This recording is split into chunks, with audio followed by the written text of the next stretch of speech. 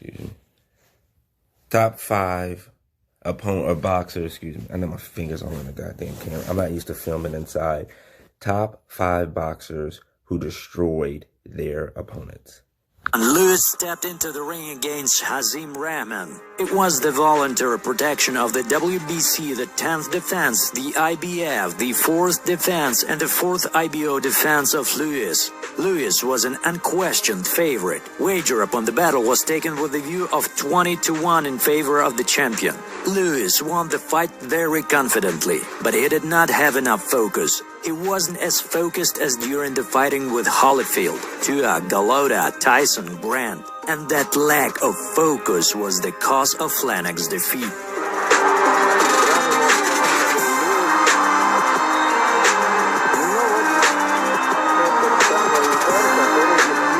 Now that's just sad, man.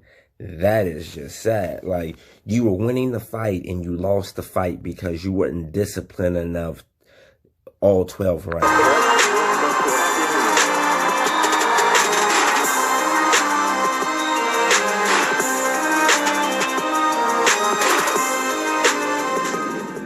The battle got promoted the upset of the year by the Ring magazine version.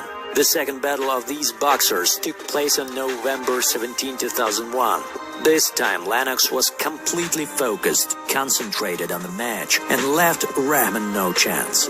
When his career was under great doubt, he pulled himself together and realized the best battle of his life. He proved to be a real champion, a great champion. Look him not to counterpunch.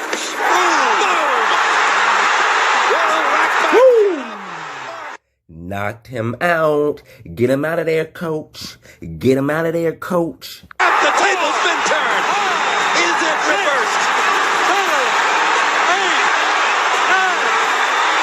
It's over. Lennox Lewis got revenge. When have you seen him like that other than the brawl in the TV studio?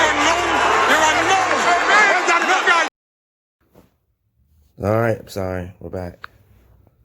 Is the most unpredictable sport in which even the greatest favorite can lose the hopeless outsider, and where the situation in the ring could change within seconds. Isn't that why we love boxing?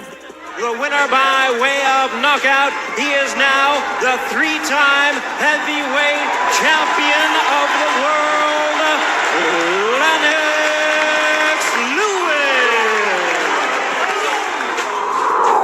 In June 1980, a battle took place between Roberto Duran and undefeated world welterweight champion WBC Sugar Ray Leonard. Despite all Duran's achievements in the previous weights, the unqualified favorite of this match was Sugar Ray Leonard, who earned from this fight unprecedented for a welterweight boxer for those days price of $10 million.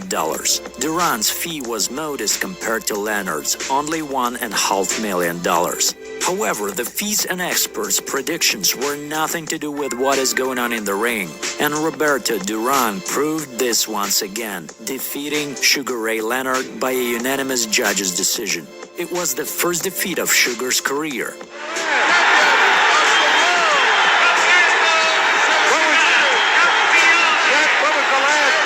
Now, we know he finna beat your ass when he come back that second time. Boy, he finna, say, that man finna leave you with no room. What was the last vote? There was no solace in that for Ray Leonard. He was absolutely destroyed. He basically decided to retire. He couldn't face the fact that he had lost. Well, I think I fought Duran a way that I felt I could have beaten him. I hit Duran with some shots. He connected back. He threw his best. I threw my best. I called Mike Trainer. I said, Mike, get me a rematch with Roberto Duran, ASAP, now. He said, Ray, you're on vacation, right? I said, yes. Do it, Mike, please. So the revenge was appointed in November. It was logical and attracted great interest among the audience and media. The second battle between Duran and Leonard took place in November 1980. Before the fight, Duran had problems with weight, as rumor has it. An ex-lightweight weighed nearly 90 kilos. It is also known that after his first victory over Leonard, Duran, what is called, rested on his laurels, and his discipline failed seriously. Sugar had been beating Panamanian for 7 rounds and had been strictly controlling the course of the battle. The advantage of an American over Duran was not as significant as it was tactically hopeless for rock-hard Fist, and as a result of the 8th round, he uttered one of the most famous phrases in the boxing world: "No mess. Enough." Good right hand by Duran. Knocks Sugar Ray in the ropes and gets away immediately. And what's happening? Duran says no. I think he's quitting. Damn. Inside his head, as opposed. Damn. That man was whooping your ass so bad he made you quit. He made you quit.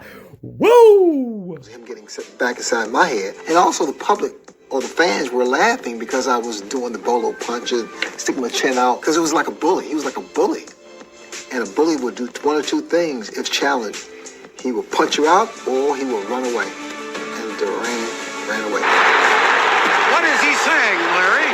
He says no, I don't understand. He's saying no, he quit. I don't understand it. Ooh, I love playing this character, son. He's so fun. It's just transform into animals. It's so cool. Like, it's so dynamic. I think Duran quit. I don't understand it. I don't understand what happened. No muss. These words spread all over the world. Roberto Duran, a formidable puncher, surrendered. The first battle of these two legendary boxers ended with a draw in as far back as 2004. The second battle took place 4 years later, and Pacquiao was a winner by a split decision in that very close battle. But even at the end of the 2 fights, there was no sense and understanding who was the best of the 2 boxers. And in 2011, they met for the 3rd time despite all predictions. The third duel did not become decisive too, and did not clarify the situation between the boxers. But on the contrary, the fight was the reason for ambiguous estimates. Thus, an authoritative publication, The Ring Reporting on Boxing, recognized this fight as a rubber. Boy, that man, boy, they were throwing them things. You weren't running, boy, they were throwing them. Where you going to? Of the year. In a survey conducted among readers, most of the respondents, 43%, opposed the result of the duel and found the outcome of the battle unjust, giving victory to Marcus. On December 8, 2012, the fighters entered the ring with a clear intention to put an end to their confrontation, which lasted 8 years. Marcus managed to put a definite stop at the end of the 6th round. This battle received the title by the Ring magazine: Fight of the Year, Knockout of the Year, Event of the Year, and Round of the Year. I believe that among the 4 fights of these legendary boxers, this one was more than a pure revenge, and it deserves a place in my ranking. And that's another Ooh! Manny, are you okay? Are you okay? Are you okay, Manny? Manny, are you okay? That man put him on the pavement. That was, I remember this because Floyd was like, bro, you're not finna fight me, man. And you might want to pick your chin up off the mat, pimp. down. He's not getting up. He's been knocked out. A sensational right hand knockout by a Juan Manuel Marquez. Go to sleep. And that is the keystone moment of his career. What an amazing, stunning knockout performance by Marquez. Ooh! On June 19, 1936, in North America, in the Baseball Yankee Stadium located in New York District of the Bronx, the first battle between the 22-year-old Joe Louis and the Nazi German representative, the fighter Maximilian Adolf Otto Siegfried Schmeling, better known as Max Schmeling, took place. Joe Louis met his opponent having a solid track record consisting of 24 fights and no defeats. The American press and its specialists were fairly confident in their young brown bomber boxer in this American-German confrontation and predicted that a German would not hold out more than 3 rounds with him. This battle clearly demonstrated to the boxing world the most important flaw of the future great champion: his inability to restructure himself in the unsuccessful battle. An idol fell, and the crashing was so complete, so dreadful, and so totally unexpected that it broke the hearts of the Negroes of the world. The New York Post. After this defeat, Lewis made... Hell yeah, boy, you better go up, you boys. And I don't mean this like, we'll talk about this in another discussion, but just know you revenge the loss. Just revenge the loss. We'll talk about that on another thing, but I'm just saying, like, I don't know what it is when I know it's like, I guess a race thing, but I don't know, like when other races lose to other races, they feel belittled or something like that. When it's like, bro, look, they just got the better of you that day. Ask for a rematch if they're willing to give you one, if they didn't knock you out cold, and go in there and reprove yourself again, man. But keep your head up high because you tried. Fight successfully, after which he had a champion battle with James Braddock, who was defeated by the knockout, and besides, Braddock passed out after Lewis hit. Thus, Lewis became the second black boxer in the history to become the world champion. That fact made Schmeling fury, as it was him who must have fought for the title. As a result, on June 22, 1938, Lewis and Schmeling agreed about a revenge match. And Lewis, right and left to the head, a left to the jaw, a right to the head. And Donovan is watching carefully. Lewis measures him, right to the body, a left up to the jaw, and Schmeling is down. In a meaningless gesture, Schmeling's corner threw in the towel. Arthur Donovan threw it back, where it hung on the ropes as limp as the German himself, one writer put it. The count is 5, 6, 7, 8. The men are in the ring. The fight is over on a technical knockout. Max Schmeling is beaten in 1 round, in less than a round.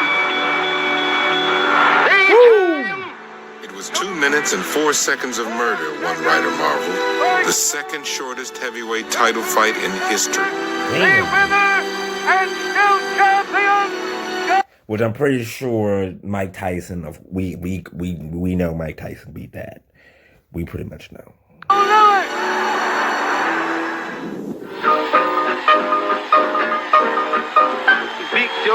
From Alabama. In Harlem, news of the victory sent 100,000 people into the streets. This is their night, the police commissioner said, and closed off 30 blocks for the celebration. See, a real one. In March 1997, the battle of two undefeated boxer fighters happened. Roy Jones and Montel Griffin were fighting. The bets were taken in favor of Roy 6-1. Griffin was not considered to be a worthy opponent for Jones at all. He was a strong and well-trained fighter, but Jones was too good at that time and had never allowed calling into question his genius. The fight was hard for Roy. Griffin made the champion catching up with him that he never loved or could do. Instead of fooling an opponent at the ropes, most of the time Roy was attacking, but his attacks didn't look as spectacular as counterattacks. As a result, Jones ran his enemy ragged by the end of the 9th round.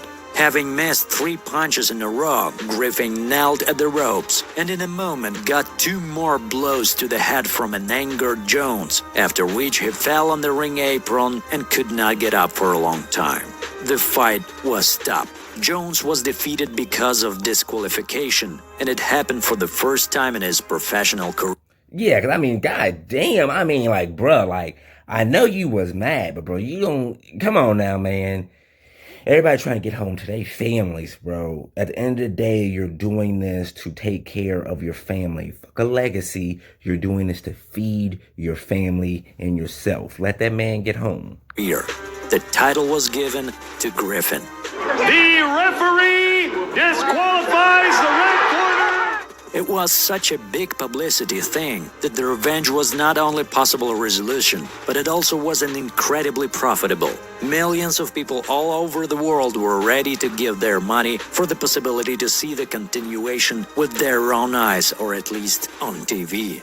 For the sake of free meeting, Jones agreed to the terms of the opponent, and while he was enjoying an unexpected glory, one was preparing for revenge. Roy's interviews stopped to appear in newspapers. Jones disappeared from TV. Even the ex-champion partners on the basketball court seemed to manage without him for the first time. Jones trained 5 months in a row and saved anger. Of course, the situation before the immediate revenge was tense and hyped by the media to the limit. Roy Jones Jr. came out angry and determined. On 7th of August of the same year in the arena of Foxwood Resorts in Mashantucket, rivals met. Boy, he finna beat. You can tell that man said he was trained for 5 months straight, got out of all the media. He was finna beat your ass. Like, that's a man determined to beat your ass. In the ring for the second time. The fight ended in the first round by the knockout of Griffin, who almost flew out the ropes. That's what you wanted.